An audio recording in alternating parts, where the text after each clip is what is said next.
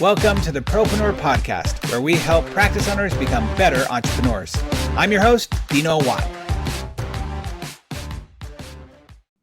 And welcome once again, everybody, to the Propreneur Podcast. I'm your host, Dino Watt, and I'm excited to have you here again as we learn the best practices from our experts and our professionals. And today is an expert day, and we definitely have an expert on as a guest today. I'm excited to introduce him to you and to really pick his brain, because I got to tell you, through our conversations we've had and through thumbing through his book, which we're going to be talking about, it's kind of like, wow, this guy's reading my brain. This guy's reading my brain.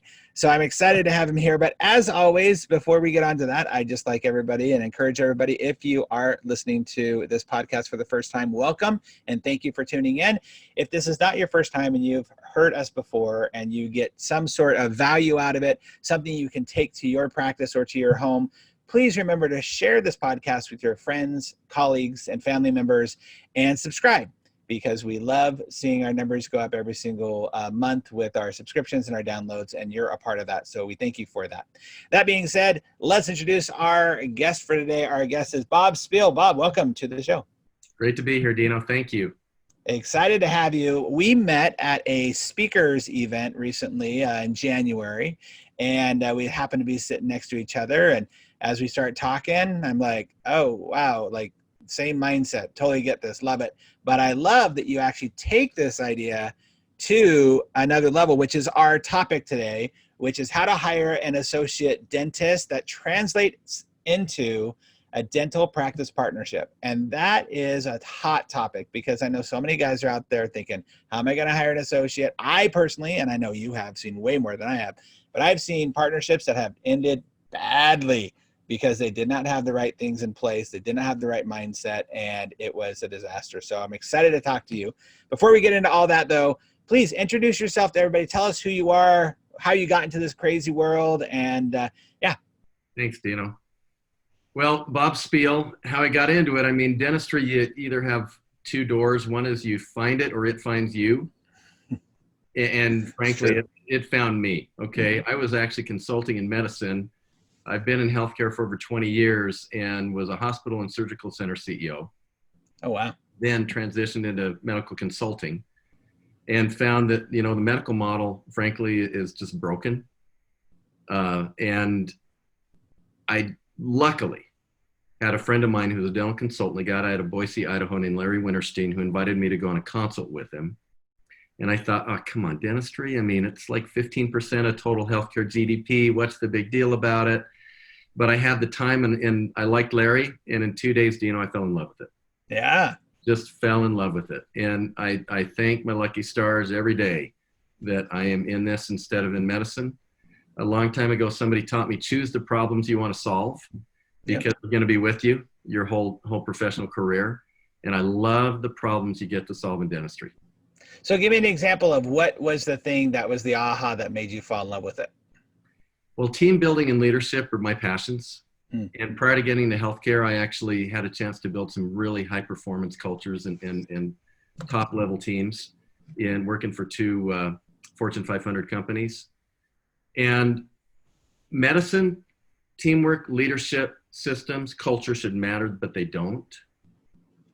In dentistry, not only does it matter, but really inspired dental practice owners know that the more that you can pay attention to those elements, they actually make you successful, they make you money, they drain stress, and they cause you to be remarkable.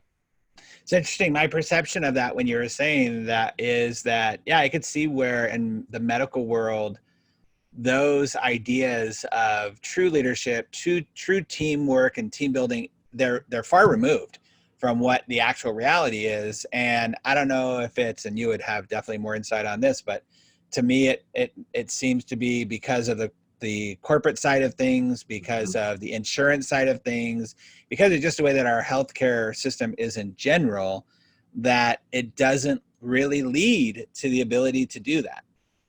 And it doesn't. And even before then, though, there was this natural enmity that took place between administration, nurses, and doctors. Oh, right. So it was a really lousy culture to begin with. And then you overlay on top of that insurance, and then HCA, and then all these other things coming to it. And, it's no wonder I read now about doctors that are just totally stressed out, feeling like they have to diagnose all these different tests just to be able to, as a hospitalist, keep the hospital going. So dentistry to me was like coming home, because seeing these principles do exactly what I saw in private industry, and that is to help doctors do more in less time with less stress. Well, I'm assuming that has a lot to do with the fact that they have usually a bit more control, right? Because they're running their own small business. They're being entrepreneurs. Mm-hmm. And they understand that without that, their success rate is much smaller, it's diminished, because they're not taking control of that.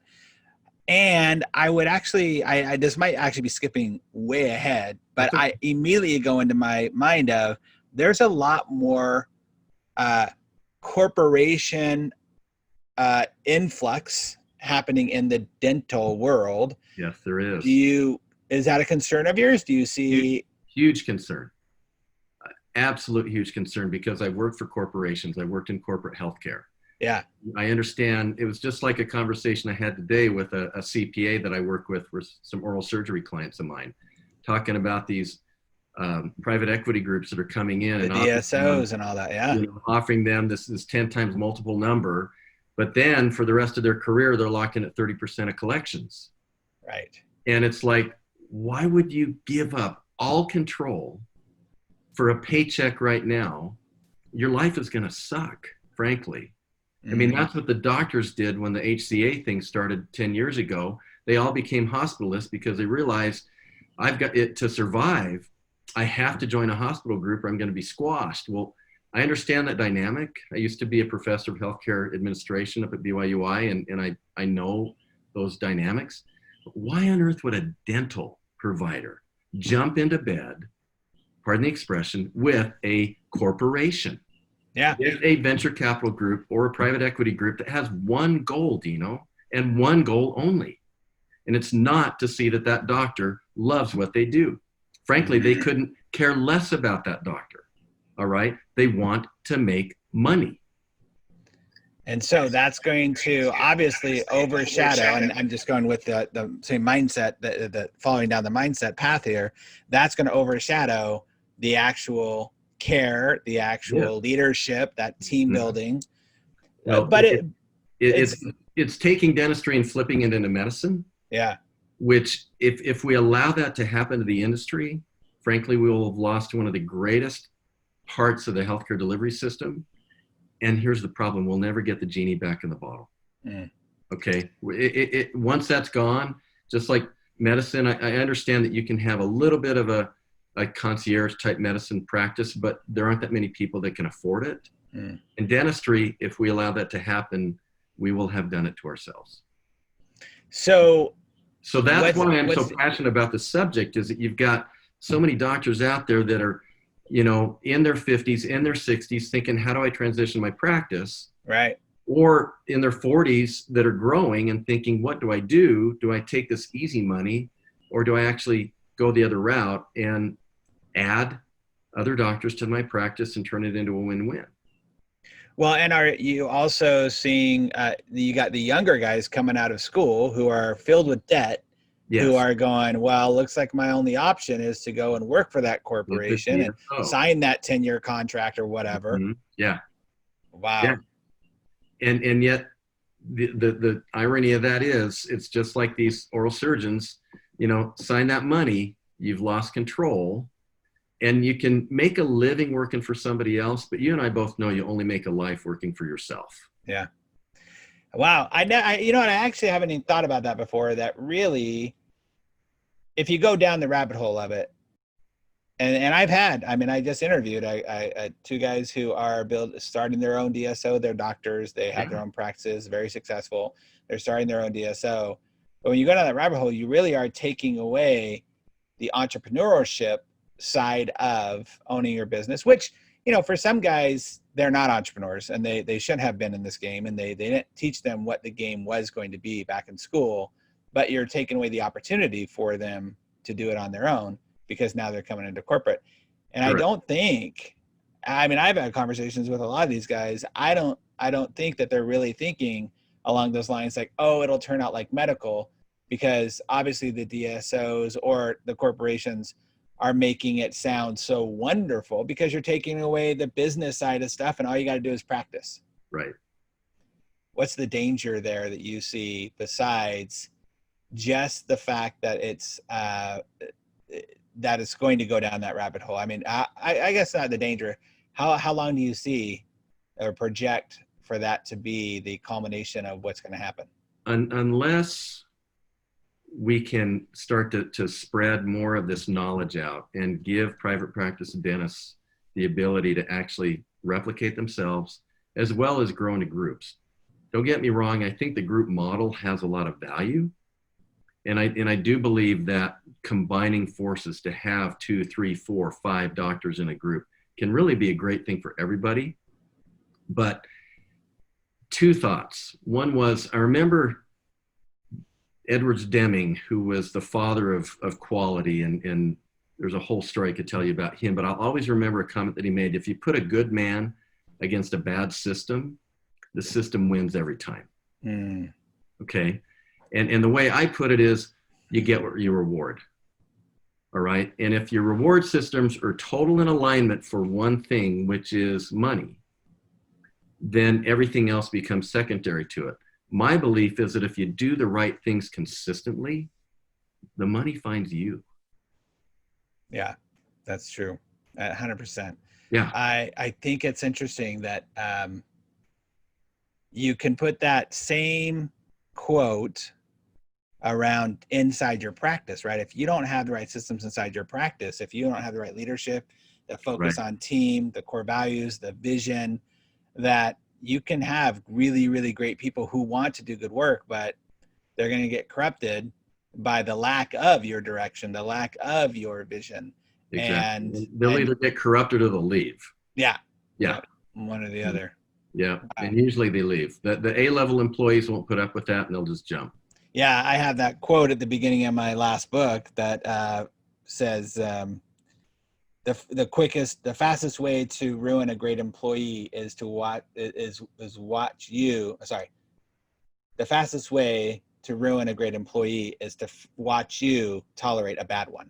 Exactly. And and that could go with systems too. The fastest way to ruin a great employee is to have them see that you have got no system, you're no direction. It's interesting. I actually bring it all the way back to, I have this theory around men and women. Of course, I started my career in the relationship space, and that women need 2 main drivers to motivate them, and men do too. There are 2 main drivers for both of us. But for women, especially, because that is what is primarily the most dominant inside of the practices as your team members.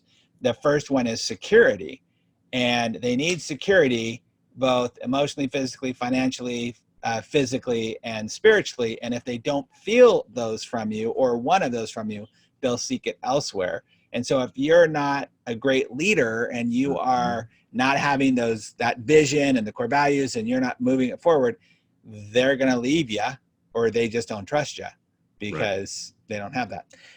Okay. So here we are, not even 10 minutes in this conversation, and we probably ticked off a few people listening to the call who are going like, but I've got this DSO, but I'm going to this side partnership. And I totally get it. Like I understand, because you know what, Dino, I am just fine ticking them all off. Me too. Okay. I am. That's right. And if they want to get mad, let them get mad.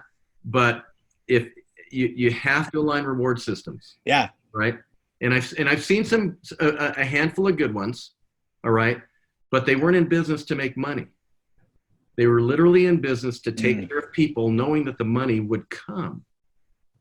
What a really cool kind of like, look, if you are getting mad on right here, if you're a DSO owner, or if you're thinking about going corporate, I think that's the key right there, right? Is going, okay, you can have what you want out of it if you're focused on the right stuff. If you're focused on knowing that you do great care, great quality care, you become the Apple of your industry, or the Chick-fil-A. Yes. Or the Chick-fil-A. You can, by being the great quality and knowing the money's going to come. Exactly. But that's a very specific set of decisions, though. Yeah. No doubt. Yeah. No doubt. Very interesting. That means that you personally, as a leader, before you jump into this, whatever you're going to jump into, if you do decide to go the corporate route, you've got to look at your own core values and your own vision and make sure it's in alignment with it, not just a lot of, not just the money side of it, not just like, I'm tired of this. Everybody gets tired in their business at one point or another. That's not a reason to throw your hands up and go, well, let's just do this instead. Right. So fascinating. And it's definitely a problem that everyone's going to be facing. It seems like this whole conversation has built up a lot of momentum over the last 5-6 years. Well, it has. And friends of mine like Dr. Charles Blair down in Georgia would say that within 10 years, 70% of practices are going to be DSOs. Oh yeah, I've heard that for sure. Yeah. And when I hear that, I shudder. Yeah. Because again, we won't put the genie back in the bottle. Well, and your care, it will provide an opportunity for those Chick-fil-A's to rise, but the level of care that takes place in America for people's oral health is really going to plummet. Well, you're coming from a place that I haven't spoken to anybody else who can speak to that, right? Of you were already in the midst of that in the medical side of things. Yeah. You taught it, you're a CEO, you like the credibility factor of you sitting here waving the warning flag saying, I've already been down this road, guys. I promise you, no matter what they're telling you, it's going to turn out this specific way. Because it can't not. It has to be down that way. Wow. That's so, okay. Holy moly. This is great. Okay. So, well, and if they want one on that slot, and then let's talk about transitions. Yeah. If they want any evidence, have them talk to any medical doctor they know. Yeah. And ask them, are you happy you made the decision you made? And you know what? 90% of them are going to say, I should have been a dentist. Really.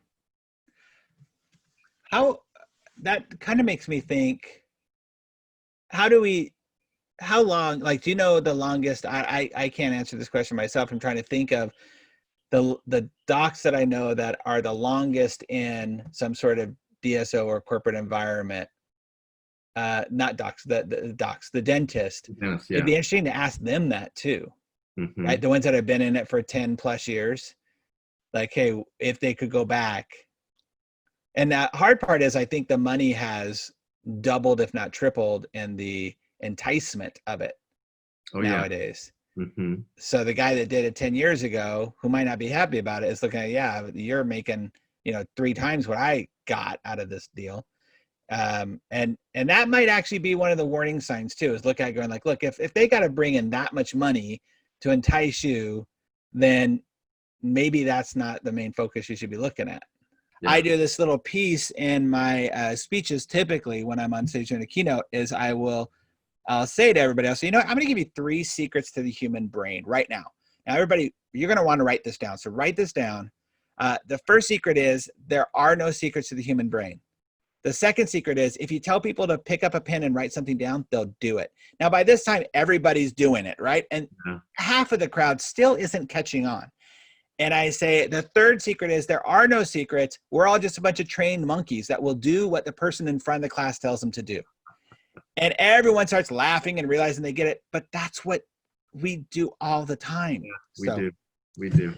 Okay, we could. So let's talk about how do we get out of this box. This is a 2-hour conversation we could have. It is, man. Yeah, let's talk about how to get out of this box. So let's talk about hiring that associate that helped you transition, and let's get out of this. So what is the key to that? Because it is something that so many people struggle with, the decision making. How long am I going to marry this person, right? Is it going to be a good marriage? Okay. And I'm going to give you one word. Yeah. Clarity. All right. With the right form of clarity, you can make the right decision. You can find the right person. You can create the right type of partnership and maintain that partnership for years. Now, I was shocked when I heard from my good friend Linda Miles some 9 years or so ago that the failure rate of associateships in dentistry is over 70%. Oh, I'm not surprised. All right. And the failure rate of partnerships is 50%. associateships within a year, partnerships within 5. Wow. All right. And that just made me my jaw hit the floor, because I'm thinking, if we had 70% of our implants fail, right, we'd do something about it. Yeah. The costs behind this are unknown and unknowable, but they're enormous. In fact, it's almost macabre, but when I tell a doctor this statistic, who eventually becomes a client, who's been in this game for a while, they'll say, you know what? I think that 70% number is low. Yeah. And there's kind of this little chuckle behind it, like, man, I've been burned so many times, I don't want to go there again. And so when I say clarity, it really is found in one thing, and that is creating the avatar. Yes. An ideal person. And when you say that, I'm going to guess, because I think we think a lot in the same lines, that you're not talking about like in your head, what would be nice? This would be a really cool thing. No, like literally writing it down. Literally writing it down. Yes. Having a very clear model. And then one thing that I learned at Ford Motor Company when I got out of business school was divide those criteria into 2 sections, givens and wants. The givens are absolutes. And they usually can only be about 1/3 of the total number of criteria, but they're the strikeout punches. If they don't meet this criteria, and by the way, you do this before you ever talk to anybody. Yes. All right. Otherwise, you first start thinking about getting one. Yeah. Yeah. Yep. Your judgment becomes clouded. Yep. Or you bring somebody else in to help massage that so they can snap you back to reality first. But with that clarity of here's the ideal candidate, and that ideal candidate, then what I do when I work with clients on this is we survey the practice, we survey the team, we survey the doctors, and we come up with a encapsulation of the culture and the leadership. Because every practice is different, and your criteria over here is going to be different than another practice down the street. Yep. Right? Yep. But you arrive at that, but then through the entire process, and I use that term decidedly. This isn't a project. This is a process. Right. Through interviewing, surveying, seeking, headhunting, all the way down the road, you keep coming back to the very same set of criteria. They become your measuring stick. Well, and in the end, that's then what establishes the right set of candidates. You then present them to the team and the doctor. The team doesn't have a veto decision on it, but they do need to have a say because they're going to be part of the success of this individual. You then train them on the rules of the road, how we communicate, how we schedule, what the expectations are, set up a win-win contract. And I think part of that is that you have a guarantee for a certain period of time. Then you have a percentage after that. So there's an eat what you shoot model. If you're going for partnership, you then also use an escrow account for a certain percentage after 6 months or 12 months. That can then get kicked into to help as a part of their down payment, but it gives the selling doctor a hook as well. But once all this is done, then the last piece of clarity that I found is key is to keep a third party like you or me engaged in this relationship for 18 months. All right. So literally what we're doing is that we're creating the profile in match.com. Yeah. We're then finding the candidates in match.com. Yep. We're interviewing them for them. We keep coming back to what the criteria is. We create the dating, then the courting, then the engagement, then the marriage, and then we are marriage counselors after that. Yeah. And Dino, as opposed to the 70% failure rate, it's a 90% success rate. And it makes sense that it would be. And here's, so as funny you mentioned the match.com thing, because when I was writing when you were talking, I wrote down a question here about it is like creating that, this kind of the silly joke or the Hallmark Channel thing of like, okay, write your list of the perfect man or the perfect mate. But that's exactly what you have to do. You have to be willing to say, this is what I know it's going to be, like you said, the givens and the wants, but also really being decisive on what you want and being willing to not give into almost being selfish. Yes. Like, it's okay. I want you to be selfish. I want you to be like, no, this is the person I want. Because then when you do that and your headhunter brings you somebody who, you know, it's 60% there and they're trying to talk you into it because they just want to get this over and done with and they want to get their money out of that contract. They want the commission. That's right. They want that money out of the contract. Heading back to alignment of reward systems. Yep. Okay. Yeah. Yep. And then that way you can say no and being picky. Look, when I go to a restaurant and I order my food, I hate tomatoes. I can't stand tomatoes. And if they bring me that salad with tomatoes, even though I said I don't want tomatoes, I'm not going to pick around the tomatoes. I'm going to send it back because that's what I said I wanted. Why would that not be the same with almost everything else we do, especially in our business? Especially with something as important as this. So important. Because this is the foundation. Yep. This is the absolute foundation of a practice. And that's why when it's done wrong, it is so painful and so traumatic. But if it's done right, it allows that doctor and both of them really to experience practice at a whole new level and experience a lot of joy together. It's exciting when you see it work. And I've seen it work so many times using this process-oriented approach. So these, there's a problem here, right? It almost sounds, even though it's not, it sounds too simple. It sounds like it's one of those things like, come on, it's more work for me to do. I don't have to do it. It's again, and this is, I think, a big problem with the leaders in their offices anyway, is the idea of like, dude, can I just get somebody, like the relegation? Can I just get somebody else to do it for me? It's one more thing I don't want to have to deal with. But if they would spend the week really discerning and figuring out what exactly they want, it's going to, that week headache, if they call it even, it's going to save them huge amounts later on when they're dealing with the bad marriage. Exactly. When they're trying to fit that round peg into a square hole, but all those things. And this is so vitally important. So we have clarity of exactly what you want. What's the next step?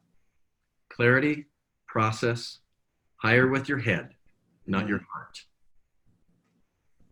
So important. Hiring with your head. How many people do hire with their heart? And that's where you keep coming back to that avatar. Yep. Being selfish. And your heart's going to confirm it, but you've got to keep your head in there 95% of the time, or else you're going to make a bad call. You're literally creating that order for the headhunter or for whoever you are using to find that person, saying, this is what I want. Go find them. You're making their job easier. You're making your job easier. You're making your team's life easier after the fact because it's not as crazy as a transition. It's so important, and yet so many people don't do it. So one of the things that I noticed is in your book, Flip Your Focus, which everybody should go check out. One of the areas that you focus on what did I mark here? I marked three chapters in particular. There's a lot of good chapters here. The three that I marked in particular were the delegate almost everything. I love that because it was almost everything, because I know there's a lot of doctors like, oh, delegate? Okay, I'm not going to do anything anymore. I just want to sit back and do whatever, right? Or they take on everything. Right. Now, the second one was what keeps the magic going, the appreciation and recognition side of things. Now, we're not going to talk about all these things, but these are the things that spoke out to me because, as we know, people leave your company. The people that have been surveyed over and over and over again, so many surveys have said that the number one reason people leave their companies are not feeling appreciated, not money. And then the last thing was culture by design, which is a phrase I use all the time, building something that truly is sustainable. So let's go to delegate real fast, though, because you say delegate almost everything, but vision, direction, and pace.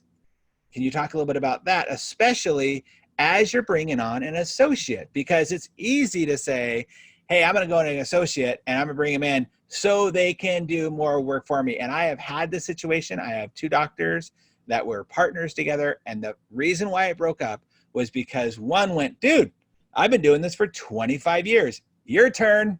And the other one's going, well, but I need help with this, or I'm going to take it all over. And the other doctor's like, well, I don't want you to do it this way. And he goes, well, if you're going to make me take it all over, then why are you picking me? Like, you could see this back and forth, right? I'm sure you've been in that scenario before. So let's talk about that. Delegation of everything, almost everything. What it means in this situation is that you start small. You clarify, again, clarity. This is what your next 6 months is going to look like. This is how we're going to get you busy. All right. You can't throw them in the water and say, how do you swim? What I found, Figure it out, right? is, our generation had this kind of bad environment where we got thrown in the water and okay, let's see if you can swim. Today, sure. With these millennial candidates in particular, folks, it doesn't work. In fact, you're going to drown. But if you make it really bite-sized to start with, and I actually teach my practices about this just for hiring anybody. I call it the bullseye training method, and with an associate, it's a great example of eventually, yes, there will be a lot that you delegate to this individual, but to start with, you start small. These are the first 3 things I want you to master. And we're going to have dialogue between the 2 of us to see how you're doing so, and also between the assistant team. Once you have those mastered, then we go to the next ring, and then we go to the next ring after that. If you can set them up for success in a manageable, understandable, fluid way, they then rise to the occasion and they do amazing things. So you're giving them the bite-sized step by step. It goes all the way back. Of course, it pops in my head of the how do you eat an elephant? 1 bite at a time, right? And so that step by step. But you mentioned something too that I think is great, is to give them the path of what you expect from them and where we want you to go. If you give people first of all, the understanding of this is what's going to happen. This is what I expect to happen. We're going to get here. I used to do this back with my marriage clients. I would sit there and when we'd start, I'd say, look, promise you 6 weeks into this, you're going to hate me. You're going to be mad at me. You're going to think I'm a total loser. You're going to be mad because I'm making you do stuff you have never done before or whatever. But when we get to that point, I'm going to say, remember when I told you you're going to be here? And that way we have clarity, and it happened almost every time. And it was a great conversation, because if you as a practice owner are saying, okay, new associate or new partner, this is where we're going to go. This is probably what's going to happen in the next 6 to 8 months, but that's okay. We're going to get through that. And when we do hit that roadblock, this is how we're going to handle it, because ultimately I want you to be able to do this. Mm-hmm. What a great relationship builder that is. And like you said, with even teammates to do that way. Yeah. So powerful. Okay. So delegating everything, almost everything. What do you say about this? Because I love the first thing you say, delegate everything except your vision. But here's the deal, not but, and when you talk about clarity, I think most people, from what I found anyway, don't have clarity on exactly what that vision is. And so it's hard for them to translate that clarity to their new associate, who that new associate then, if they had the clarity, gets the option of either buying in or not buying in at all. And so how do you overcome that? If they haven't got their vision down, how can they even get clarity for who they want in their practice? And that's where I've just got to put a plug in for guys like you and me. But I've found that it's easiest if you have somebody help facilitate that process for you, as opposed to getting stuck in it yourself and then you get into the weeds. One of the great privileges of my career in dentistry so far is I'm one of the 2 non-clinical faculty members for Dr. Gordon Christensen. That's awesome. Yeah. And so we do a 12-hour course on leadership and management every fall. And a third of that is all about vision. Wow. All right. So important. Yeah, it's so important, because if you don't have alignment with your intent and your why, your how and your what don't matter. Yep. 100% true. If you don't know what the flag on the top of the mountain is, how do you know you're going to get there? Exactly. Like you're wandering. I use Moses as an example often, right? Like he knew, like, we're going to promised land, folks. And that's what he kept talking about over and over again. He didn't change it up. He didn't decide 20 years in, right, that, we're going to change this up to make people happy. This is where we're going. Trust me. I'm going to get you there.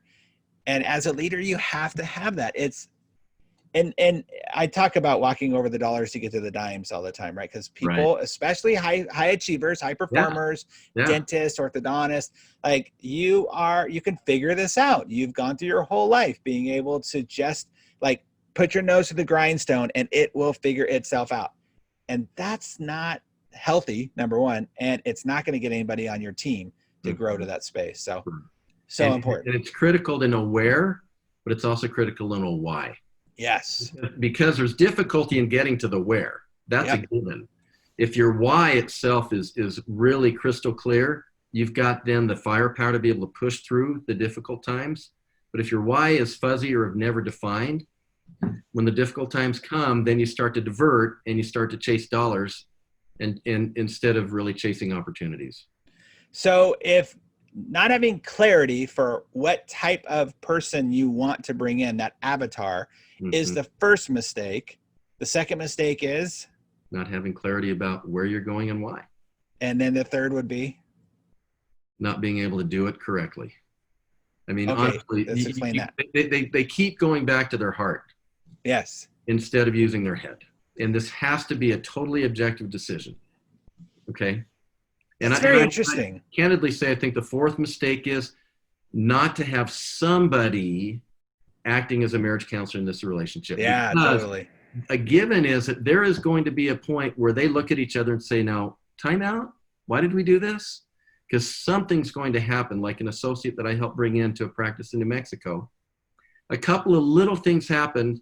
And as you know, doctors will do, they're scientists, they love precision, they can get fixated on detail, and that little thing can turn into a big thing. Sure. All of a sudden they wonder, well, is this guy a fit? Instead of, luckily, we were engaged in this, and so he was able to give me a call, and we worked it out. It was beautiful, and everything was fine. And you know, within 3 months, this associate in a GP practice is producing $100,000 a month. That's amazing. Okay, and he fits like a glove. Let me throw this out there too. This is and it's particularly interesting. It just popped in my head as you're talking about this. I would bet that in the medical world, you don't run up into this as much as you in the dental and ortho space. Is these docs that are coming in as associates, and the docs who are actually finding an associate, they have other outside influences that we should probably be aware of, because a spouse is a big influence on. So if something like that, even though there's clarity with the doc, clarity with the associate, and the spouse presumes that something's not right, or presumes that it's not fair, or wants something that is not in the agreement between the two of you, that can throw in a whole wrench into that process. So having that third party, not the spouse, but somebody on the outside, to say, well, let's get back to what our focus was and what the vision of that influence can be very crucial. So knowing what those influences are is important. Yeah. In fact, I would say that it's a given. If you want this partnership to succeed, if you want this budding associateship to actually have a chance to live, you've got to have a third party engaged. Yeah. They can act almost like an outside board of director. Yes. Okay. And It's got to be the right person. It could be a CPA, could be a consultant. All right. But it has to be somebody who understands the nature of relationships, understands your goals and your vision, and is happy to be the heavy if they need to be, but also can help facilitate some of those hurt feelings and misunderstandings and get everybody back on the same page. So important. Wow. Jeez. Again, we could talk about this for another hour. Yes, we could. And I know it's time, but this is awesome. We've gotten to our time of the show, though, where we actually ask, first of all, before we even get to that, I just want to say thank you. And I think we're going to have to do a follow-up on this, because you know how passionate I am. I just think it is, one of my biggest challenges that I find there's a lot of lip service to things like culture and vision and core values.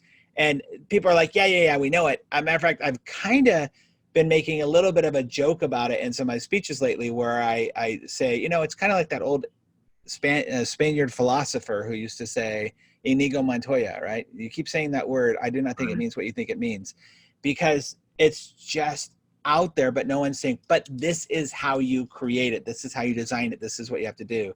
So I love that you're talking about this. It's just such an alignment with everything that I'm trying to do in my world with my docs. And I love promoting this as well, because all ships rise with the tide, right? I want everyone to have this mindset. And anyways, it's great. So we've come to a place in our show where I ask my 6 rapid fire questions. I'm ready. And you ready to play? I'm Awesome. ready. Yes, sir. Very cool. All right. What do you feel is the most expensive thing that private practice owners are missing in their practice? CE. The right CE. The right CE. Not equipment, CE. Yeah. Too many have this bright, shiny object fascination, and then it gets parked on the shelf. But you've got to continue to push your clinical boundaries. All right. They come out of school and they go through the first part of private practice assuming that they were given the answers. They've got to have somebody teach them how to ask the right questions. We could go on a total Yes, tangent about this, about where do you think CE is failing practice owners right now? Oh, easy. The internet. Absolutely. Oh, okay. But in what way? You've got to be able to be hands-on in an experiential environment, because knowledge isn't enough. I think it was Plato who said that emotion is the seat of learning. All right. And too many of the young doctors and even some of the older doctors believe that I can get everything I need online. And that's a false paradigm. Having somebody actually find mentors and experiences, not only hands-on, but highly visual and very experiential and very safe. So they can actually make mistakes too. The problem with online learning is, man, this was done perfect. Obviously, it's just like the Instagram account that you follow. Right. Sure. Everything looks great, and you wonder, well, why do I suck at this? Yeah. Okay. It's one of the reasons why we interview professionals on this show, is because I'm like, I want to talk to the people who are actually getting their hands dirty. Exactly. Yes. And having to implement this stuff. So CE, that's my first answer. Interesting. Okay, great. All right. What is a book that every private practice owner should read besides Flip Your Focus? Flip Your Focus, which is my book. That's right. And everybody should go run it. It's on Amazon right now. Everybody should go grab it. It's a great read. It's an easy read, but powerful read. Thank you. I appreciate that. Probably one of the best books that I've read in dentistry is an older book, but it's still solid. And it's called Great Communication Equals Great Production by Kathy Jameson. Oh, nice. All right. Okay. That's a good friend of mine.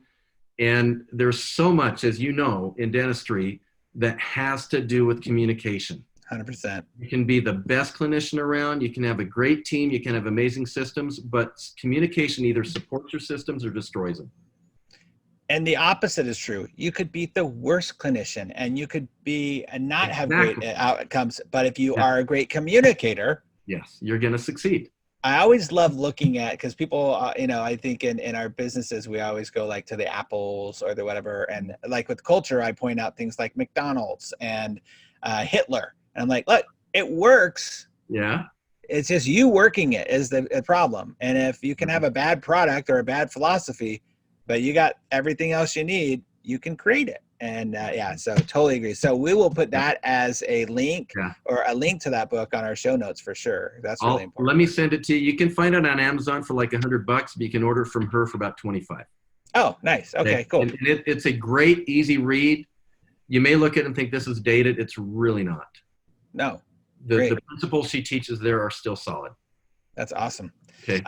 Okay. In my book, The Practice RX, I focus a lot on team culture and team performance as the foundation for business growth. No one will convince me that those 4 areas of the core are not the things that will solidify your business. I don't care what the business is.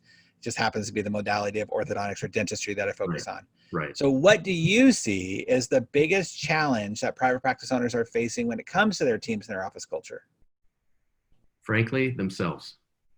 Oh. Because culture is a direct reflection of the primary owner or owners. Yeah. Especially in a small business, culture is a direct reflection of them. If they want to improve the culture, they've got to spend time improving themselves. That's why it's one of the delegate almost everything. That's correct. Is you have to be in and charge I could give you plenty of examples of that. I know you could too, but that's the deal. Yep. Right there. So true. So one of the things we want to make sure is that people have a way to reach out to you. So what's the best way for people to connect with you? Best way is just text me, honestly. Oh, okay. Problem is email. Sometimes it jumps into a junk folder. Mm-hmm. All right. But if they just text me at 208-520-6900, I will reply.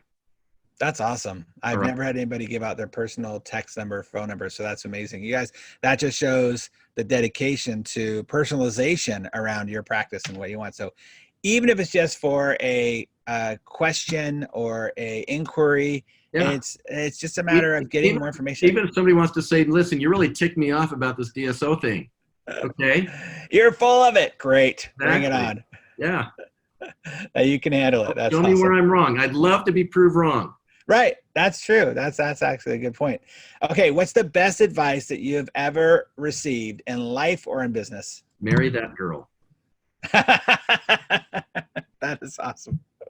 Yeah. Okay. It's true, right? You marry right. You're so much happier if you marry right. Oh, yeah. Yeah.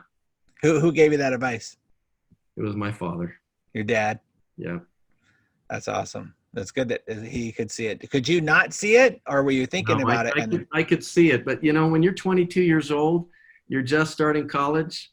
Yeah. You're thinking, man, how can I pull this off? Yeah. All right. Yep.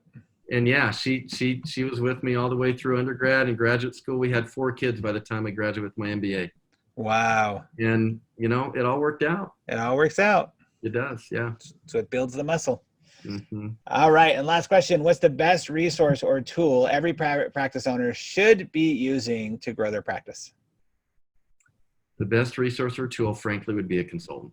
Yeah. Right. All right. Honestly, and here's why. And I don't mean this to try to feed me. I mean, frankly, in I've general, got more business than I need. Okay. Got it. I'm always looking for great clients. I feel so blessed now that I can actually pick who I get to work with. Wonderful. All right. But when you're in this game long enough, you can see there's a stratification that takes place among the top tier and the bottom tier.